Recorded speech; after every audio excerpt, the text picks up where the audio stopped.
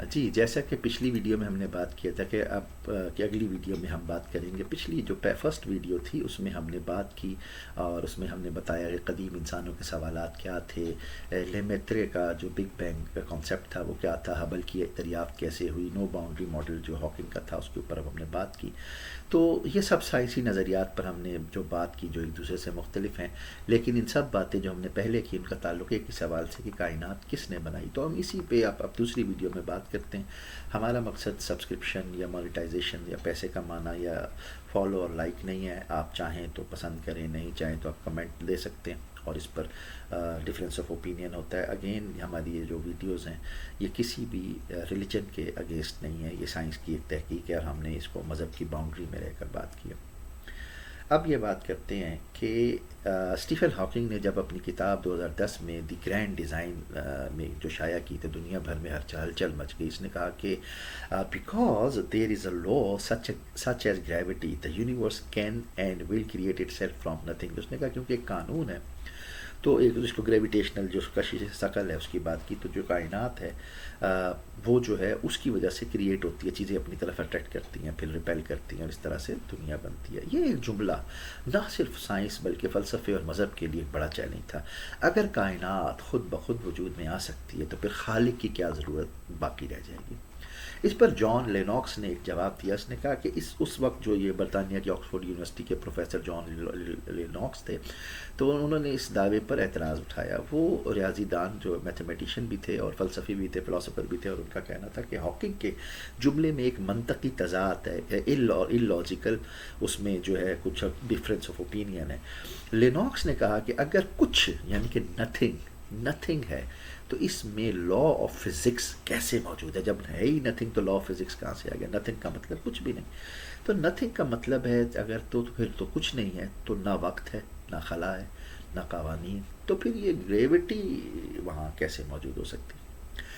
یہ ایسے ہی ہے جیسے ہم کہیں کہ ایروڈائنامکس کے اصول خود ہی جہاز بنا سکتے ہیں بغیر کسی انجینئر یا کارخانے کے. اصول تو صرف وضاحت کرتے ہیں، تخلیق نہیں کرتے. ہم یہ باتیں جو ہیں ساتھ ساتھ کر رہے ہیں، اور ہم اس میں ایک اور امپورٹنٹ چیز ہے کہ ہم اس میں اسلامک جو فلسفی ہے، اسلامک جو نظریہ ہے اس کے تناظر میں بھی بات کریں گے. اسلام میں بھی یہی منطق بیان کی گئی ہے کہ قرآن کہتا ہے کہ کیا ان کے لیے اللہ کے سوا کوئی خالق ہے جو انہیں آسمان و زمین سے رزق دے. یہ سورہ فاطر کی آیت ہے، آپ اس کو ویریفائی کر لیجئے گا. یعنی اصول یا قوانین اپنی جگہ، مگر ان سب کے پیچھے خالق کا ارادہ اور قدرت موجود ہے. اب یہاں ہم بات کرتے ہیں سیلف کاؤزیشن، اس کا کیا مسئلہ ہے. لینوکس نے ایک دلچسپ مثال دی. جرمن کہانیوں میں بیرون منسچوسن نام کا کردار تھا جس نے دعویٰ کیا کہ وہ دلدل میں پھنسا اور اپنی چوٹی پکڑ کر خود کو گھوڑے سمیت باہر کھینچ لایا. تو لوگ اس پر ہنس پڑے کہ یہ کیسے ممکن ہے، تو کوئی بھی اپنی طاقت سے خود بخود باہر کیسے آ سکتا ہے. اس طرح اگر کائنات یہ دعویٰ کرے کہ میں نے خود کو وجود بخشا تو یہ منطق تضاد ہے. کبھی بھی خود سے پہلے موجود ہوئے بغیر خدا کو پیدا نہیں کیا جا سکتا، پیدا نہیں ہوتا. تو اسلامی حوالہ رسول کریم صلی اللہ علیہ وسلم نے فرمایا اللہ تھا اور اس کے ساتھ کچھ نہ تھا. تو یہ حدیث واضح کرتی ہے کہ کائنات اپنی تخلیق خود نہیں کر سکتی، اس کے لیے ایک خارج جز کائنات، out of the universe force, کوئی قوت جو ہے اس کی ضرورت ہوتی ہے. اب ہم یہاں بات کریں گے فائن ٹیوننگ آرگیومنٹ، اس کے اوپر کیا آیا. لینوکس اور دوسرے سائنسدانوں نے کائنات کے حیرت انگیز توازن کو بطور دلیل پیش کیا. مثال کے طور پر گریویٹیشنل کانسٹنٹ اگر یہ معمولی سا زیادہ ہوتا ہے تو ستارے بھی تیزی سے جل جائیں. اگر کم ہوتا ہے گریویٹیشنل کانسٹنٹ، اگر کم ہوتا ہے تو ستارے بنتے ہی نہیں. ٹھیک ہے نا جی. الیکٹرو میگنیٹک فورس اگر ذرا بھی مختلف ہوتی تو ایٹم وجود میں نہیں آتے. کاسمولوجیکل کانسٹنٹ اتنی باریک ہے کہ 1 میں سے 10⁻⁻⁻⁻ یعنی 0.0000 بہت سارا، بہت کم، اس کے برابر ہے. یعنی معمولی سی تبدیلی پر کائنات تباہ ہو جائے گی. یہ جو کیلکولیشن ہے، یہ پریسیجن ہے، ساری چیزیں کیلکولیٹڈ ہے. یہ بڑی امپورٹنٹ بات ہے. یہ سب ایسے ہے جیسے کائنات کسی ریزر ایج پر رکھی ہو، جو ریزر ہوتا ہے جس سے شیو کرتے ہیں اس کی ایج پر بالکل باریکی پہ رکھی ہے، جہاں ذرا سا جھٹکا ہو زندگی کے امکان کو ختم کر دیں. آپ ریزر سے جس طرح کرتے ہیں اس کا جو ریزر کا ایج ہے اس طرح کا، اس پر جیسے کائنات کی وہ تھوڑا سا اوپر نیچے، یعنی کہ اتنی پریسائز کیلکولیشن کیسے ہو سکتی ہے کہ ذرا سا ایک فارمولا، ایک اینگل، ایک تھوڑا سا ڈیویٹ کر جائے، ہل جائے اپنی جگہ سے، گریویٹیشنل جو پل ہے اس کے اندر تھوڑا سا چینج آ جائے تو اس کا مطلب ہے کائنات تو ہل جائے گی. تو اب آ جائیں اس پہ اسلامی اس میں قرآن مجید کے بارے میں بات کرتے ہیں. قرآن کہتا ہے کہ ہم نے ہر چیز کو ایک اندازے کے ساتھ پیدا کیا. یہ سورہ القمر ہے، اس کا ریفرنس میں اس لیے ساتھ دے رہا ہوں. تو یہی فائن ٹیوننگ جو ہے یہاں پر بات ہو رہی ہے. قوانین اور کانسٹنٹ جو ہے محض اتفاق نہیں بلکہ خالق کی منصوبہ بندی ہے.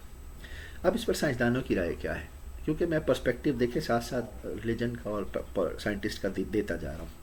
کچھ سائنسدانوں نے جیسے پال ڈیویز جو ہے وہ کہتے ہیں کہ قوانین فطرت خود انٹیلیجنس کی عکاسی کرتے ہیں.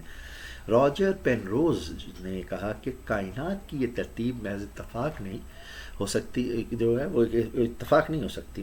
تو فرانسس کالنز نے جو ہیومن جینوم پروجیکٹ جو ہے اس کے لیڈر تھے، وہ بھی کہتے ہیں کہ ڈی این اے ڈی آکسی ریبو نیوکلک ایسڈ کی جو پیچیدگی ہے اور کائنات کا توازن ایک خالق کی طرف، خالق جو ہے اس کی طرف، ایک کریٹر کی طرف اشارہ کرتا ہے.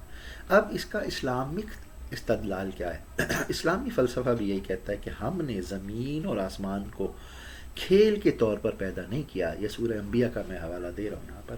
تو کائنات کی ہر ترتیب، ہر قانون ایک مقصد کے تحت بنایا ہے، نہ کہ بالکل ایسا ہی ہے کہ بے مقصد ہو، ایسا نہیں. اب ہماری آج کی اس شارٹ جو دوسری ویڈیو تھی اس کا ہم یہاں تک پہنچے، اس کا خلاصہ کرتے ہیں، پھر ہم تیسری ویڈیو کی طرف جائیں گے جو کہ اس کا کنٹینیوٹی. آپ نے پہلے ویڈیو دیکھنی ہے، دوسری دیکھنی ہے، تیسری، تو اس طرح ہم آگے آگے جائیں گے. اور یہ بڑی امپورٹنٹ ہے اسٹوڈنٹس کے لیے اور لرنرس کے لیے، جو اور سیریس لوگ، ہم بڑی عمروں کے لوگ جو ہیں اس کو یہ سوچتے ہیں اور اس کا نہ کہتے ہیں چھوڑو جی یہ سائنسی باتیں ہمیں کیا ہے، لیکن اس کا جواب آنا چاہیے کہ جب آپ سے کوئی بات کرے.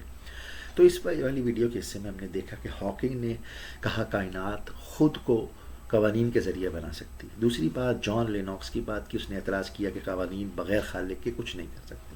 فائن ٹیوننگ کی بات کی، یہ بتاتی ہے کہ کائنات جو ہے وہ بڑی جو ہے نا نپی تلی اور مقصدی ہے، اس کا کوئی پرپز ہے، پریسائزلی میجرڈ ہے. اسلامی نقطۂ نظر میں یہ سب تقدیر اور اللہ کی مشیت کی علامت ہے جو اسلامک ہے. یہ تو ہو گئی ہماری یہ ویڈیو. ہم اگلا جو ویڈیو جو پارٹ 3 ہے اس میں کیا بات کریں گے، اس میں ہم بات کریں گے کہ یہ شروع کیسے ہوئی، کیونکہ انٹرسٹ جو ہے وہ قائم رہنا چاہیے. اگر آپ نے بیچ میں بات چھوڑ دی تو آپ کو پھر اس بات کے اینڈ تک نہیں جائیں گے کہ ہو کیا رہا ہے. ہم پھر آغاز کی بات کریں گے، شروع میں کس طرح سے انفائنائٹ ریگریشن اور ایلسٹر میک گراتھ کی بات کریں گے، آکسفورڈ یونیورسٹی کے کچھ حوالے دیں گے.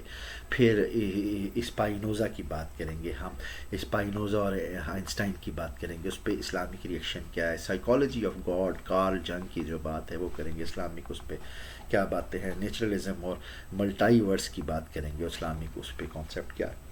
تو یہ ہم اپنی تیسری ویڈیو میں، اگر آپ اس کنٹینیوٹی کو چاہتے ہیں کہ آپ دیکھتے رہیں اور آپ کو اچھا لگ رہا ہے تو آئیں، اس میں آپ کوشچنز اپنے ریز کر سکتے ہیں، سوال پوچھ سکتے ہیں، کرٹیسزم کر سکتے ہیں، لیکن اچھی لینگویج میں آپ کمنٹ کریں، پوچھیں، تو اس کے پھر جوابات اگر ہمیں آتے ہوں گے تو ہم آپ کو ضرور بتائیں گے.